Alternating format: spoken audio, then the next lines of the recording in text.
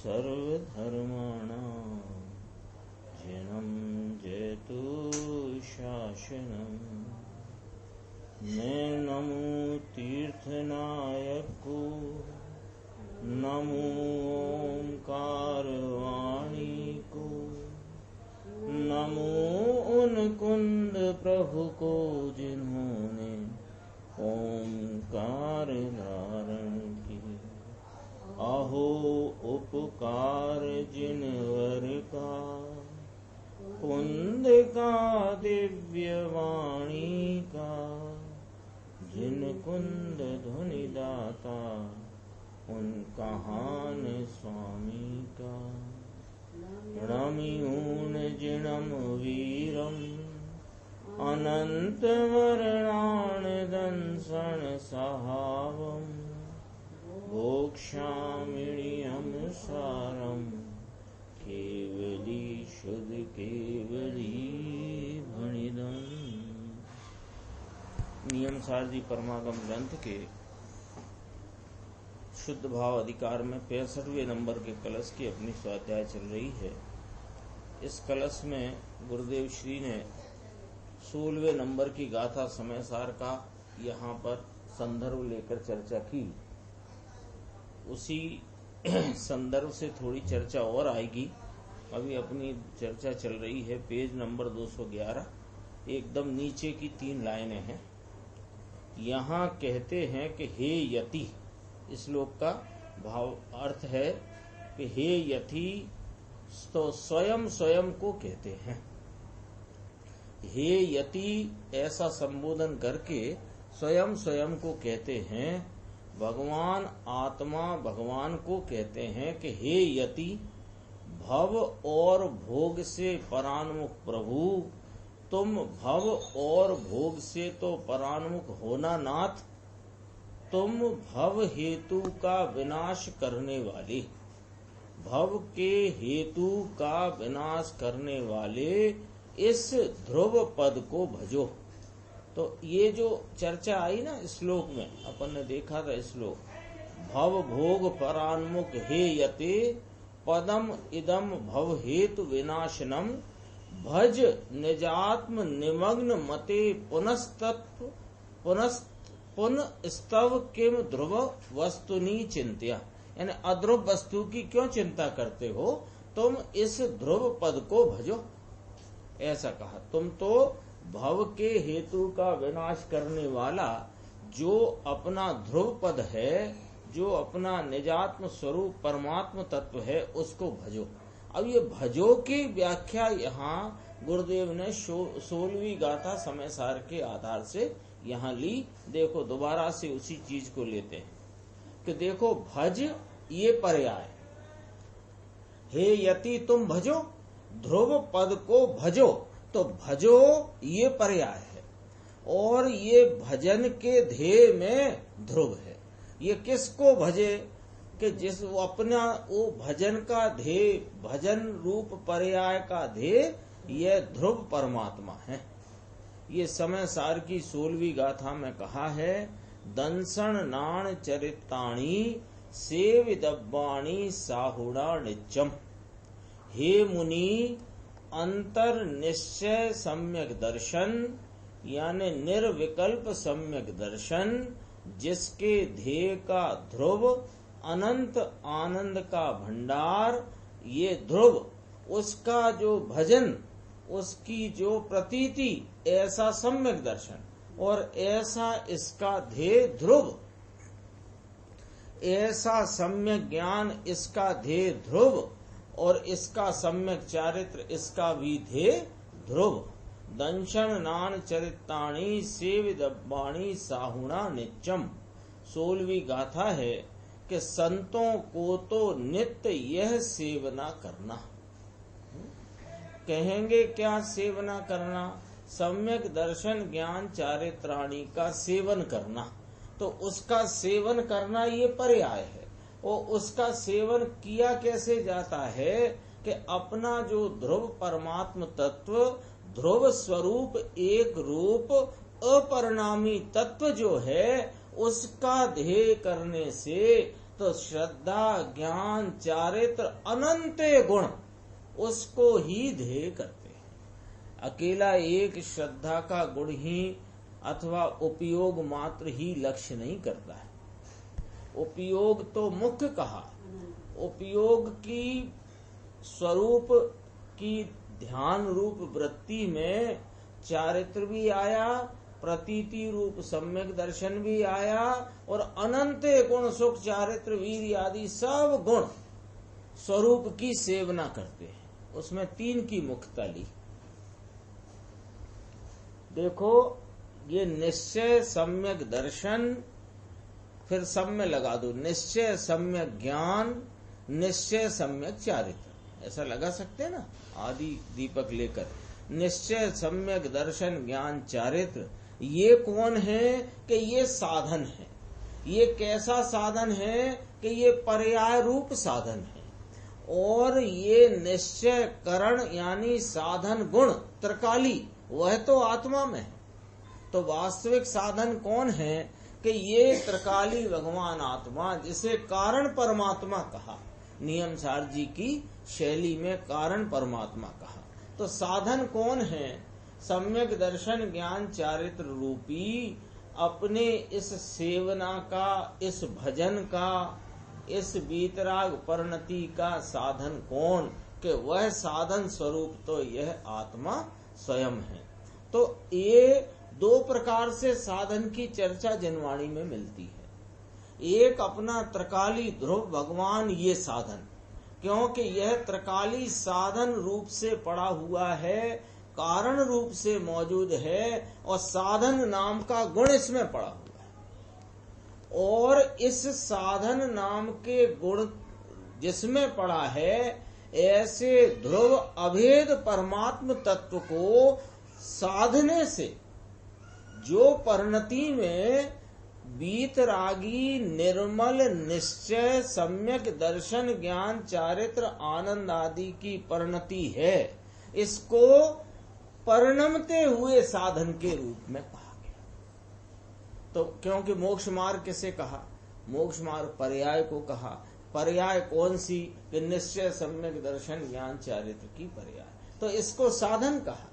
लेकिन ये साधन किसके आलम्बन से यह साधन प्रगटा है? किस अपना साधन स्वरूप जो त्रिकाली भगवान आत्मा, इसके आलम्बन से वह साधन प्रगटा है। तो ये 2 बातें यहाँ गुरुदेव श्री ने अपने सामने रखी। देखो, निश्चय, ये जो बोल्ड अक्षर है ना, दंसन नान चरित्राणी, इसके नीचे की लाइन, निश्चय सम्यक दर्शन ज्ञान चारित्र, यह साधन है। ठीक है। अब देखो, ये लिख लो, ये लिख लो, और अब पेटे में लिखो निश्चय करण, यानी कि साधन गुण तो आत्मा में है, त्रिकाली भगवान में प्रभु, करण नाम का गुण तो अंदर त्रिकाल विराजमान है। कर्ता कर्म करण संप्रदान अपादान अधिकरण, ऐसे 6 कारक शक्तियां आत्मा में त्रिकाल है ना। तो करण शक्ति भी ये त्रिकाल गुण है। लेकिन इसका बाह्य, बाह्य माने प्रकट, बाह्य माने बाहर के लक्ष्य नहीं, बाह्य माने अपना जो त्रिकाली करण नाम का गुण को धरने वाला, यह अपना ध्रुव परमात्म अभेद वस्तु, इसके आलम्बन से क्या प्रगटता व्यक्त हुई बाह्य में? पर्याय को बाह्य कहा। तो क्या प्रगटता हुई कि जो दर्शन ज्ञान चारित्र हुआ, इस साधन को बाह्य साधन कहते हैं, राग आदि को तो साधन कहते ही नहीं। कितनी स्पष्टता है। सामान्य विवक्षा में अपन निश्चय सम्यक दर्शन ज्ञान चारित्र को अंतरंग साधन कहते हैं, और दया दान व्रत भक्ति पूजा को हम लोग बाह्य साधन कहते हैं। ऐसा ही है ना। ये कथन की पद्धति में, आरोपित उपचार कथन में, ऐसा कथन भी जिनवाणी में आया है, कहने में आता है कि ये कथन करने का प्रचलन भी है। लेकिन वास्तव में बाह्य साधन क्या और अंतरंग साधन क्या, ये चर्चा यहाँ पर अपने को सामने आई है कि नहीं आई। भजने का कहा कि हे यति, तुम भव के और भोग से परान्मुख हो, भव से और भोग से परान्मुख हो, तो तुम तो इस ध्रुव पद को भजो। तो भजो माने परिणमन, परिणति, भजना माने पर्याय। तो ये भजना जो है वो क्या है कि ये भजन किस रूप है कि सम्यक दर्शन ज्ञान चारित्र रूप है। तो सम्यक दर्शन ज्ञान चारित्र ये साधन हुआ कि हाँ ये बाह्य साधन।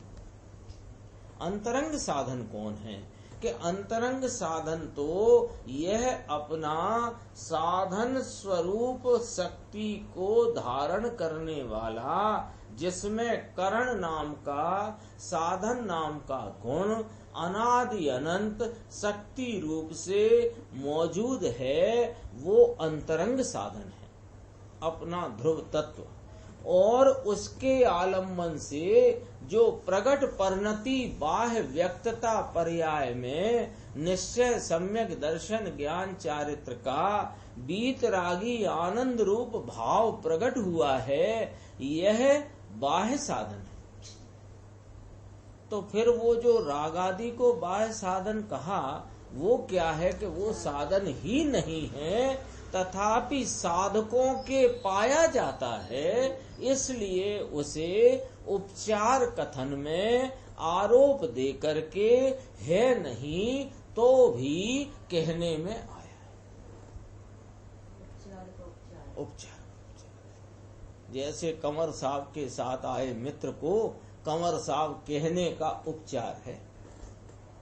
आते हैं ना कभी दामाद साहब के साथ दो मित्र भी आ गए तो उनसे भी कंवर साहब कहने का उपचार है। तो ये तो इतनी स्पष्टता है। देखो अपने को लगता है अंतरंग साधन क्या और बाह्य साधन क्या। अंतरंग साधन तो साधन नाम की शक्ति से संपन्न अपना अभेद ध्रुव एक रूप सदृश सामान्य भाव ध्रुव भाव वह अंतरंग साधन, उसके आलम्बन से जो प्रगति व्यक्त परिणति है सम्यक दर्शन ज्ञान चारित्र, ये बाह्य साधन राग आदि कोई साधन है नहीं। आगे देखो, स्वयं मुनि स्वयं को कहते हैं, स्वयं को ही संबोधन किया, हे यति। तो लिखा है ना, तो लिखा है कलश रूप रचना करी है, तो स्वयं को संबोधन करके करी, तो उसमें अन्य सभी मोक्ष मार्गी और आत्मार्थियों को भी संबोधन आ गया। स्वयं मुनि अपने को कहते हैं कि हे प्रभु, भव और भोग को नाश करने वाला, यानी भव हेतु का विनाश करने वाला ऐसा ये ध्रुव पद, इसको भजो। पर्याय को भजो, भगवान को भजो ऐसा न कहा।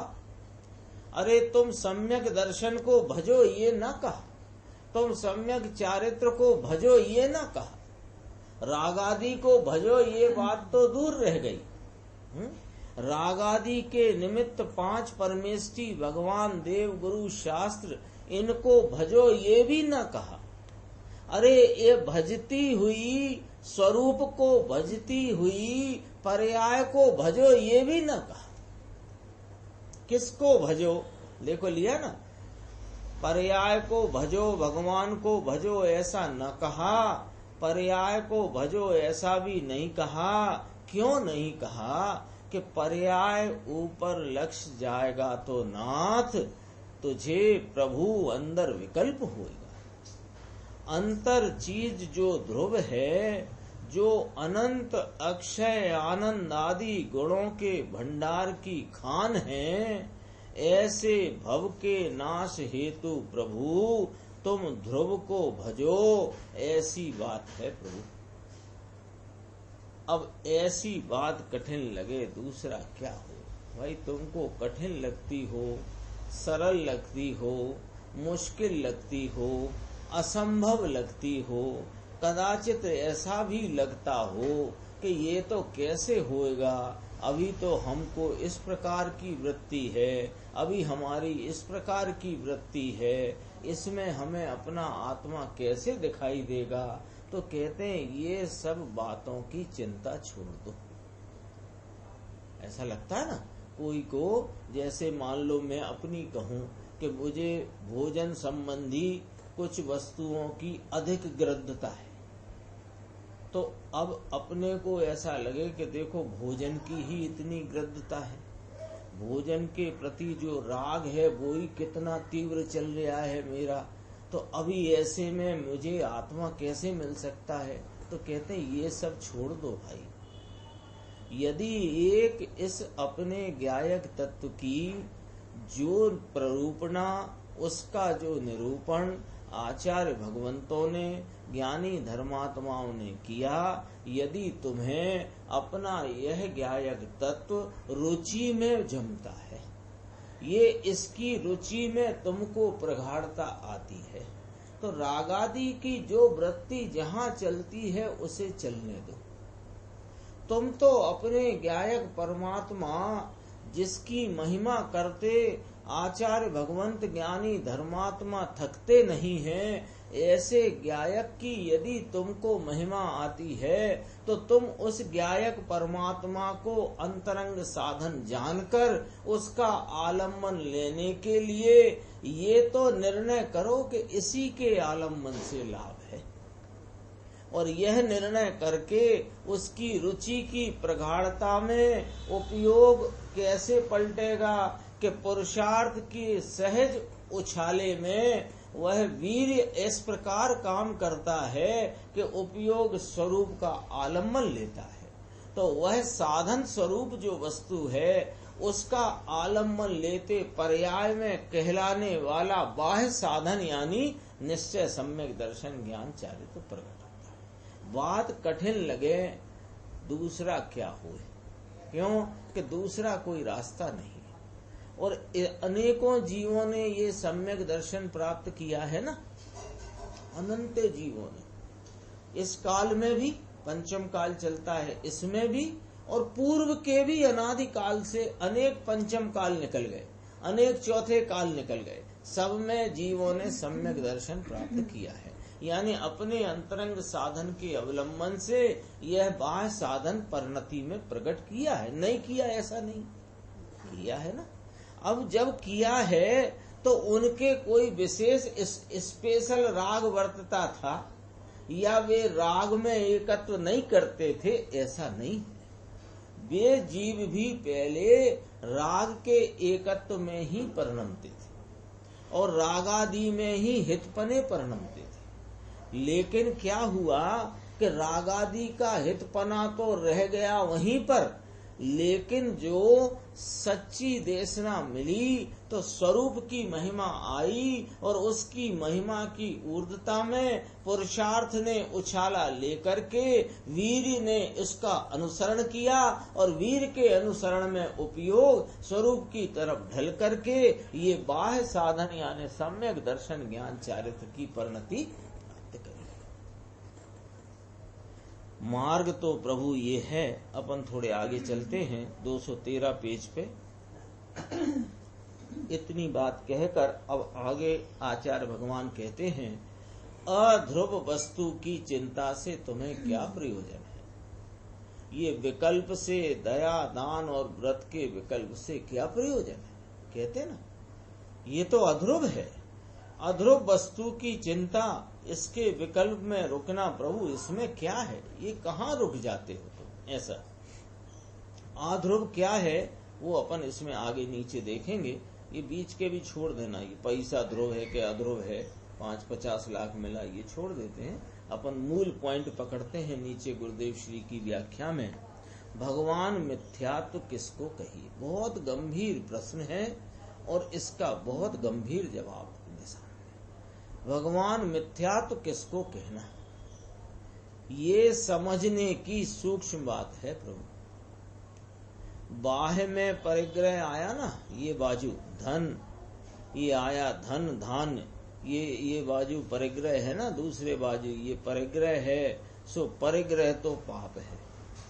वास्तव में बाह्य परिग्रह पाप का निमित्त है, और पाप तो अंतर में मिथ्यात्व ये है कि ये पैसा मेरा है, ये लक्ष्मी मेरी है, और मैं सदाचार में इस पैसे को, इस लक्ष्मी का उपयोग करता हूँ, ऐसी कर्तापने की बुद्धि, और ये पैसा मेरा है ऐसी बुद्धि, प्रभु क्या कहें, इसका नाम मिथ्या, इसका नाम मिथ्या। परिग्रह आया ना, बाह्य परिग्रह, धन धान्य है ना, ये सब, हाँ, ये सब वो परिग्रह नहीं है वास्तव में। उसमें जो तेरी ममता का भाव है, और उसमें ममता करता हुआ उसके द्वारा मैं शुभ भाव रूप वर्तन करता हूँ, ऐसे शुभ भाव में कर्तापने की बुद्धि, यानी ये पैसा मेरा है, मैं 10 लाख रुपया जो मेरी लक्ष्मी है, मैं ये सदाचार में वापरता हूँ, तो ये क्या है, ये मिथ्यात्व है। क्या कहें, परमात्मा की पुकार है, हे प्रभु तुम कर्ता बुद्धि में जाते हो, अरे ये तुझे नुकसान करती है, और तुम मान बैठे हो कि इसमें मुझे लाभ। ये रागादि भाव भले शुभ हों अथवा के अशुभ हों, उन भावों में तुमको ये भाव मैं करता हूँ, मुझे करना चाहिए, इस प्रकार तुम कर्तत्व में उलझ करके कर्ता बुद्धि में परिणमते हो, इसका तुझे निरंतर नुकसान है, और तुम मान कर बैठे हो कि इसमें मुझे लाभ हो। यहाँ कहते हैं कि ध्रुव पद को भजो, नाथ अध्रुव वस्तु की चिंता से तुम्हें क्या प्रयोजन है, ये 65वां श्लोक है ना।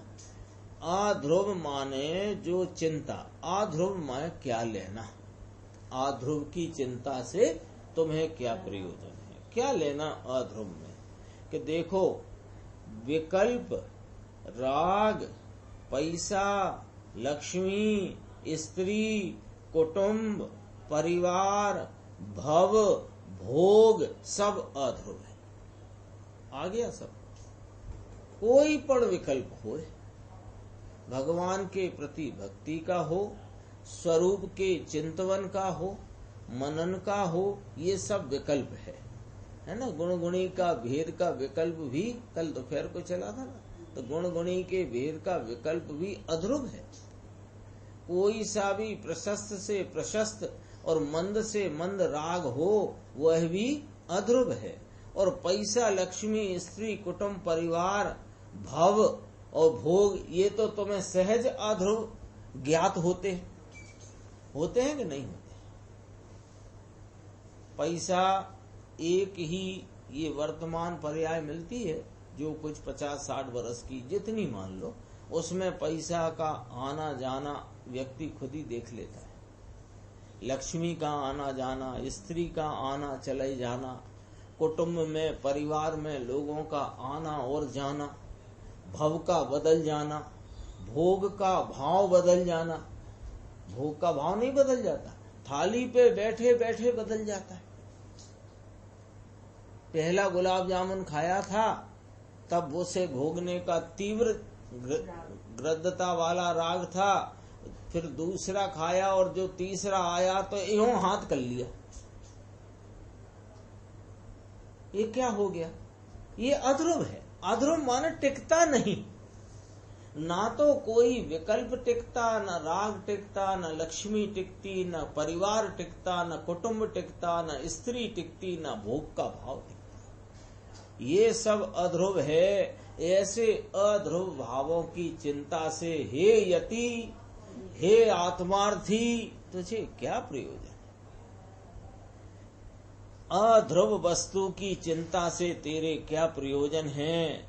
अध्रुव की चिंता से तो प्रभु तुझे भटकना पड़ेगा। कौन सी गति और कहाँ जाएगा नाथ, पता नहीं चलता है, पता नहीं चलता है। और वहां से फिर दोबारा मनुष्यपना कब मिलेगा, ये प्रश्नवाचक प्रश्न ही रह जाता है। बोलो, अभी समझो कोई बहुत ही मुश्किलों में ये मनुष्यपना है। कहाँ से आए हैं हम सब? निगोद से आए, निगोद से आए हैं ना। निगोद में जहाँ ये जीव को कोई जीव मानने तैयार नहीं, यानी तेरी जीवत्व शक्ति स्वरूप सत्ता होने पर भी तुझे जीव सत्ता रूप स्वीकार नहीं करता कोई। बता दो कौन इस पृथ्वी का एक जीव को जीव मान रहा है, कौन वायु का एक जीव को? ये तो जिनवाणी में लिखा है, वो इससे हम जानते हैं थोड़ा, नहीं तो ये मानते नहीं ना। और वहां से निकल करके चल करके, और वो सब छेड़ाला में वर्णन आ गया है, वहां से निकल करके ये मनुष्यपना दुर्लभ नर्तन हमने पाया है। अब थोड़ा ये इतना विचार करो कि ये भी यदि हार गए तो क्या होगा। ये अब की बार हारने जैसा नहीं है।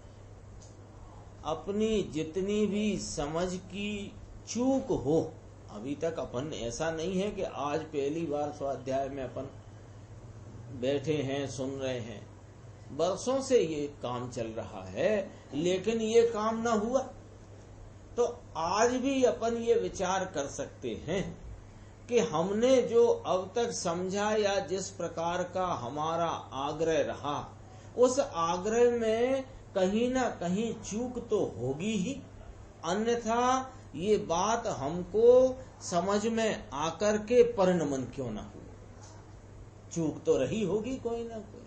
तो अभी तक के सारे आग्रह को छोड़कर अभी जैसा आचार्य परमात्मा का, मुनिराज का और गुरुदेव श्री का जैसा उपदेश है, इसे बराबर पकड़ने का प्रयास करके निर्णय की कोटि में लेकर निर्णय करो और अपने स्वरूप का आलम्बन निर्णीत करके, नक्की करके, कल वो कह रहे नक्की करा दिया है, गुरुदेव श्री ने नक्की करा दिया है, तो नक्की करो तो सही।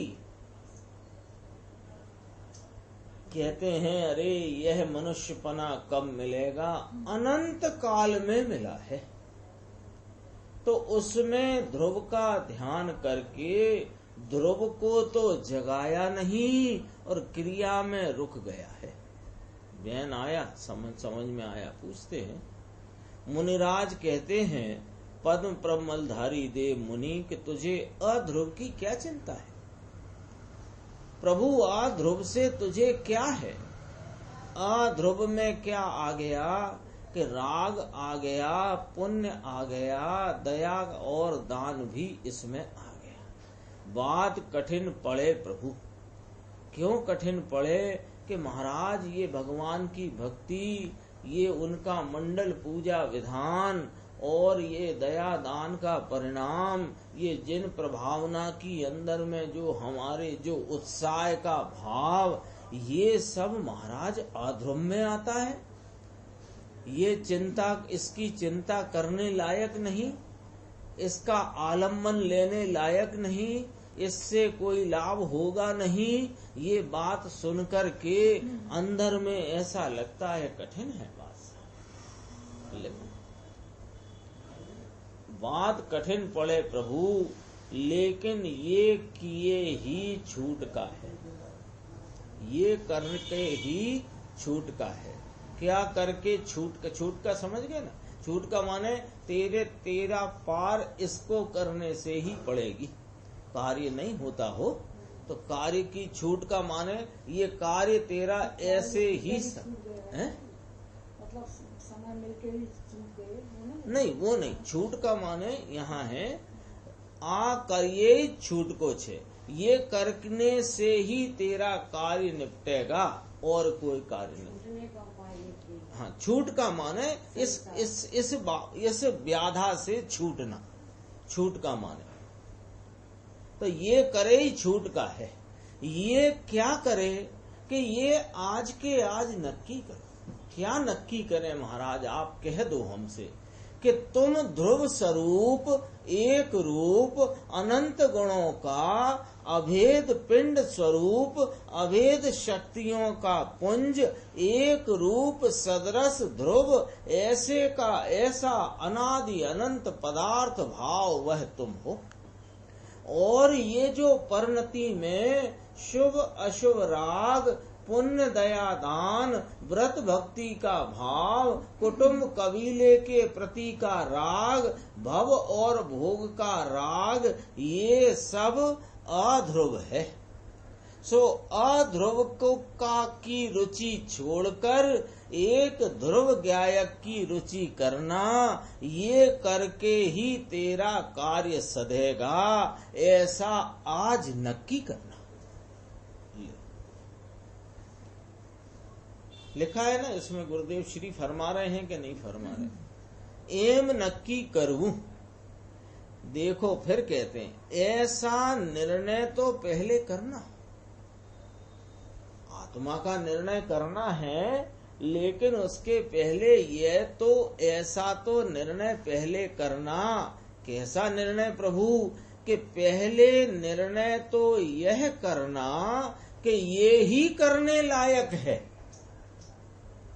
दूसरी कोई चीज करने लायक नहीं। ये निर्णय कब करना? अभी करना। अभी करना के बाद में करेंगे। हमको लगता है जब आत्मा मिल जाएगी तब हम निर्णय करेंगे कि आत्मा को भजना है और अध्रुव को भजने से कोई लाभ नहीं है। तो ये तो फिर तुम्हें आत्मा मिलने वाली ही नहीं। इसको ऐसा लगता है कि जब शुद्ध भाव की प्राप्ति हो जाएगी तो ये शुभ भाव भी छूट जाएगा, ऐसा इसको लगता है। लेकिन करना क्या है कि अभी शुद्ध भाव तो वर्तमान में है नहीं, अभी शुभ और अशुभ भाव है। ये दोनों भाव विभाव भाव है, इनकी रुचि छोड़ना है। कब? अभी इनकी रुचि छोड़ना है और अपने शुद्ध स्वरूप की रुचि करना है। उसकी रुचि के पलटा में ये जो अनादि से रागादि भाव की रुचि है, इसलिए ये स्वरूप की रुचि नहीं है, इसलिए उपयोग स्वरूप का आलम्बन लेता नहीं है। तो रुचि का पलटा पहले करना है। राग कब कौन सा आएगा और कौन सा जाएगा उसकी चिंता क्या करना, ये मतलब इसका ये है। अध्रुव की चिंता से तुझे क्या प्रयोजन है? समझ में आई ना बात? कि ये वाला राग कब जाएगा और ये वाला कब आएगा, ये तुम क्यों चिंता करते हो? ये तो अध्रुव की चिंता है। ये सब अध्रुव हैं, ये मेरे रुचि का विषय भी नहीं है। मेरी रुचि का विषय तो यह ध्रुव नित्यानंद नाथ निर्मलानंद ज्ञानानंद प्रभु, ये ही मेरी रुचि का विषय है। इसका आलम्बन लेने से ही छूट का है, माने मेरा कार्य सधेगा। ऐसा निर्णय तो पहले करना, और इस निर्णय में ये भी करना, ये देखो अनेकांत स्वरूप बात कही कि यह ध्रुव स्वरूप ही एक रुचि का आलम्बन का ध्यान का विषय भूत, तो मैं स्वयं ध्रुव परमात्म तत्व जो हूँ वही है, अन्य कुछ भी करने लायक नहीं। हो गया ना, दोनों बातें आ गई साफ। एक शुभ राग का विकल्प, अरे इसका कर्ता होगा तो तू क्या करेगा कि चैतन्य नाथ को कर्तापना सौंपा तूने किसका?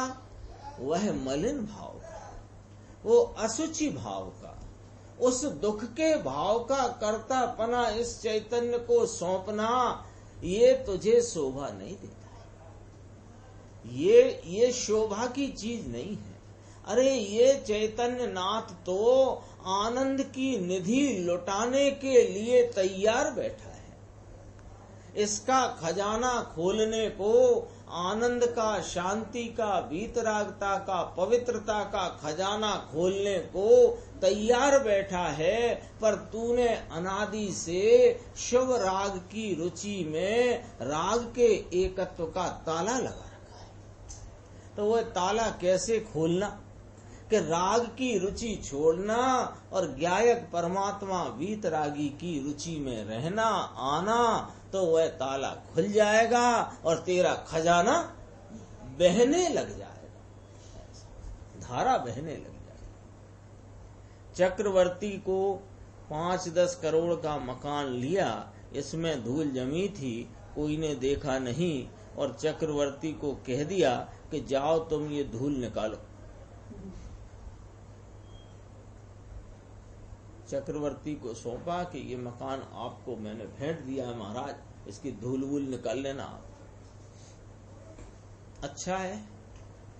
ऐसा ये चैतन्य चक्रवर्ती अनंत गुणों का पुंज, भगवान स्वामी उनका नाथ। अरे इसको 3 लोक का नाथ कहते हैं। 3 लोक के नाथ तो वे है ना साहेब, वे अरहंत परमात्मा विराजते हैं, वे विराजते हैं, वे अपनी परिणति में 3 लोक के नाथ है। तू भी 3 लोक का नाथ है। कैसे कि तेरे में 3 लोक को जानने की शक्ति अभी मौजूद पड़ी है। एक द्रव दूसरे द्रव का तो हो नहीं सकता। अरे ये जो है ना, ये ऑरेंज कलर की वस्तु, ये ऑरेंज कलर का जो वस्तु दिख रही है, यहाँ लाल रंग से परिणमित परमाणु और उसके बाजू का पीले रंग से परिणमित परमाणु, वो ही एक दूसरे का स्वामी नहीं।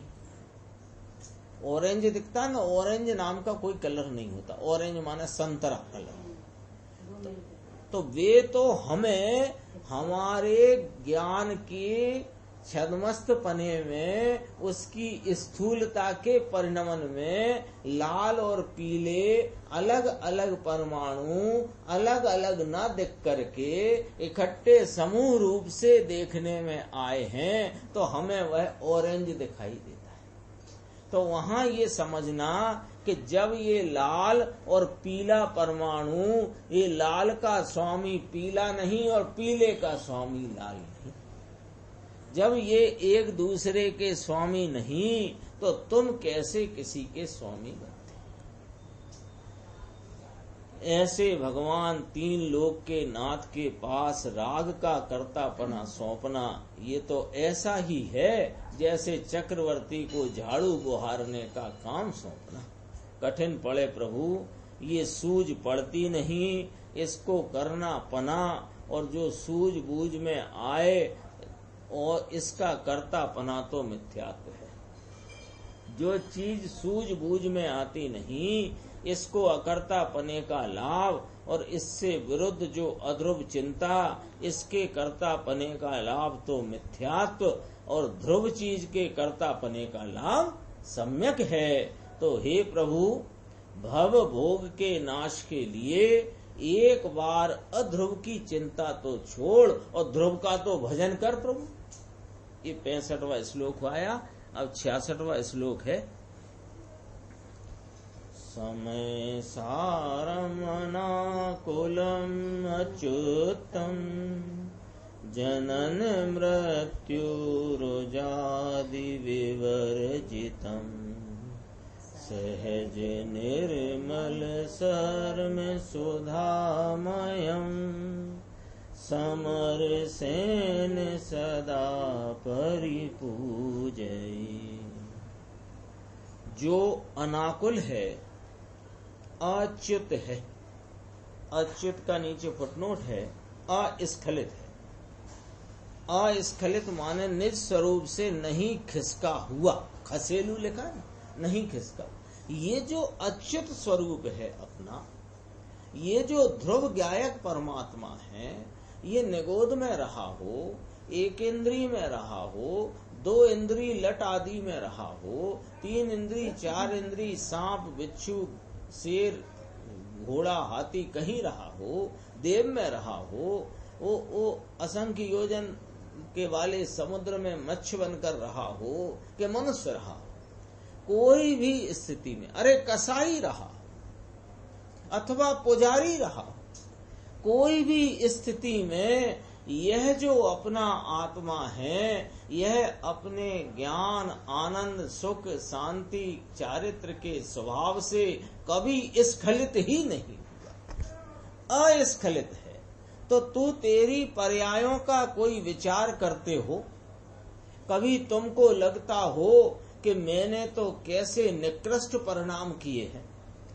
तो यहाँ पर यह उद्घोषणा आचार्य भगवंतों की, सर्वज्ञ देव की है कि भाई तूने कितने ही निकृष्ट से निकृष्ट पाप परिणाम भी किए हों और अच्छे से अच्छे पुण्य परिणाम भी किए हों, तेरे आत्मा के स्वभाव का कभी कुछ स्खलन ही नहीं। ये तो अच्युत नाथ है, अच्युत नाथ है। ये अनाकुल स्वरूप माने सुख स्वरूप है, अच्युत नाथ है और जन्म मृत्यु रोग आदि से रहित है। इसका ना जन्म होता है, न इसका मरण होता है, न इसको रोग होता है। ऐसा यह अपना चैतन्य परमात्मा है। फिर कहते हैं सहज निर्मल सुखामृतमय है। यह मैं कैसा? सहज माने स्वभाव रूप, निर्मल माने पवित्र और सुखामृत माने सुख अमृतमय है। जैसे शकर मिठासमय है ना, गले में पहना हुआ हार स्वर्णमय है, ऐसे यह आत्मा सुख अमृतमय है। इस समय सार को, इसका नाम क्या है? समय सार। वह उस समय सार को यानी इस समय सार को मैं समरस नाम समता भाव द्वारा सदा पूजता। ये क्या कहा? समता भाव द्वारा मैं सदा पूजता हूँ। अरे ये रागादि भाव विषम भाव है। अरे उत्कृष्ट में उत्कृष्ट शुक्ल लेस्या वाला जो कषाय की मंदता का परिणाम है, वह समरस भाव नहीं है, वह विषम भाव है। उससे आत्मा की पूजा नहीं होती। ये समय सार की पूजा तो कैसे होती है? समरस भाव से होती है। गुरुदेव का व्याख्यान है, जो अनाकुल है यानी भगवान आत्मा, इसमें आकुलता की गंध नहीं। जो अनाकुल का सागर भरा हुआ है, अनाकुल यानी कि सुख, अनाकुल यानी सुख और आकुलता यानी दुख। तो तुम तो अनाकुल होना नाथ, तो तुम बाहर के सुख के लिए फांपा मारते हो, झपट्टे मारते हो। फांपा लिखा है, झपट्टे मारते हो। बाहर के अनेक प्रकार के वस्तु पर पदार्थ, उन्हें देख करके तुम उसमें झपट्टे मारते हो कि मुझे सुख यहाँ से मिलेगा, यहाँ से अनुकूलता होगी, यहाँ से अनुकूलता मिलेगी। तो प्रभु सुन लो, समझ लो, थोड़ा नक्की करो कि बाहर में कहीं भी अनुकूलता है नहीं। अनुकूलता यानी कि शुद्ध ध्रुव का ध्यान, ये ही अनुकूल है इस आत्मा। ये जो अनुकूलता ध्रुव में से आनंद का अनुभव आए, ये ही अनुकूल है, ये ही अनाकुल है। कहा ना, बाकी पैसा करोड़ों का मकान, यदि मेरा बंगला अभी मुझे 4 कमरे हैं, थोड़े कम पड़ते हैं, मैं सोच रहा हूँ दूसरा मकान बना लूं, उसमें 7-8 कमरे हो जाएंगे तो बहुत अनुकूलता हो जाएगी। ऐसा चलता रहता ना इसका विचार। वो उस प्रकार की राग रूप वृत्ति है, तो वो वृत्ति राग की राग में रहने दो, लेकिन वहां से अनुकूलता आएगी ये बुद्धि छोड़ दो। अनुकूलता और अनाकुलता का एकमात्र स्थान या स्रोत या ठिकाना, वह तो यह अपना ध्रुव शुद्धात्म तत्व ही है, अन्य कोई भी नहीं है। नीचे देखेंगे गुरुदेव ने मैसूर का उदाहरण दिया। मैसूर का बड़ा महल है ना, उसकी चर्चा कभी देखने गए थे तो कहा, यहाँ कहते हैं, इसी पेज के एकदम नीचे, यहाँ कहते हैं तुम अनाकुल होना नाथ। फिर कहा अच्युत है। अ माने नहीं, च्युत माने स्खलन, अस्खलित, निज स्वरूप से नहीं खिसका हुआ। हाँ, वो सब बात है। प्रभु तेरे ऊपर अनंत काल बीता, लेकिन कभी स्खलित नहीं हुआ। ओ हो, ये तो बड़ी शुभ सूचना है। क्या हुआ कि हाथ में हीरा था 2 करोड़ रुपए का, आते जाते किसी प्रकार असावधानी से कहीं ऐसी मलिन स्थान पर गिर गया। तो मलिन स्थान पे हीरा गिर गया तो अंदर बहुत धक्का लग गया।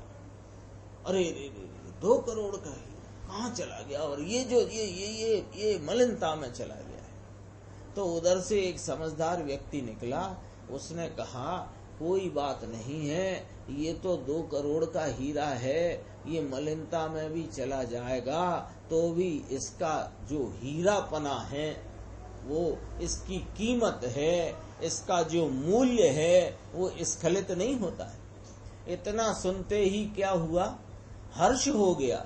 और हीरा वहीं पड़ा है, हीरा तो वहीं पड़ा है, अभी उठाया भी नहीं है। लेकिन जितना पहले अंदर में क्लेश था, वो क्लेश किस निर्णय मात्र में दूर हो गया कि ये तो अरे मेरे हीरे का कुछ बिगड़ा ही नहीं। ऐसे आचार्य परमात्मा कहते हैं कि अनंत काल पीछे बीत गया और इस अनंत काल में तेरी दशा में अनेक प्रकार की मलिनता, विभाव, विकार, निकृष्टता, पाप के परिणाम, कसाई पने के परिणाम आदि अनेक प्रकार के, है ना। वो कौन सी लेस्या, कृष्ण लेस्या, वो भी हो गई और शुक्ल लेस्या के परिणाम भी हो गए। सब परिणाम होते रहे, लेकिन तेरा ध्रुव स्वभाव तो कभी स्खलित हुआ नहीं। ध्रुव में से तुम स्खलित हुए नहीं, वहां से जरा भी, ओहो क्या बात कहते हैं गुरुदेव, वहां से किंचित भी पलटा खा कर के तुम पर्याय में आए ही नहीं। ओ भगवान, पर्याय में निकृष्ट से निकृष्ट परिणाम हुआ, दुख का तीव्रतम दुख का परिणाम हुआ और सब कुछ हुआ। वो पर्याय में हीनता भी, ज्ञान की बहुत बहुत अल्प ज्ञान की विकास की अवस्था रह गई। लेकिन सुनो सुनो, तुम उस हीन अवस्था रूपी ज्ञान पर्याय में और कृष्ण लेस्या के तीव्र कषाय के परिणाम में, तुम उस परिणाम में कभी पलटकर आए नहीं, क्योंकि तुम तो द्रव्य स्वभाव से अपने द्रव्य रूपी ध्रुव सिंहासन पर विराजमान हो। ध्रुव तो ध्रुव रूप ही रहता है, इसको अच्युत कहते हैं। प्रभु तुम अच्युत हो, जन्म मृत्यु रोग आदि रहित है। प्रभु तुम अंदर में आनंद कंद है, जन्म मृत्यु रोग आदि रहित है। आत्मा में कोई जन्म मृत्यु रोग ही नहीं। अरे सहज निर्मल सुखामृतमय है, स्वाभाविक निर्मल सुख अमृत, सुख रूपी अमृत का खजाना है प्रभु। तुझे इसकी महिमा नहीं आती, बस सारा खेल पता है इतना ही। ये तुझे अभी जो पर्याय में वर्तता हुआ जो हीनता का भाव या राग आदि की जो अवस्था है, वो उस पर तो तेरा लक्ष्य वर्तता है और वो राग आदि ऐसे हैं, इसकी तुझे महिमा आती है, लेकिन इसकी महिमा तुझे नहीं आती। और बाह्य की किसी चीज में महिमा रह जाती है भैया, तो भव भ्रमण नहीं टलेगा प्रभु। भव भ्रमण नहीं टलेगा। भव भ्रमण टालने का उपाय तो ध्रुव का आश्रय लेना यह एक ही है।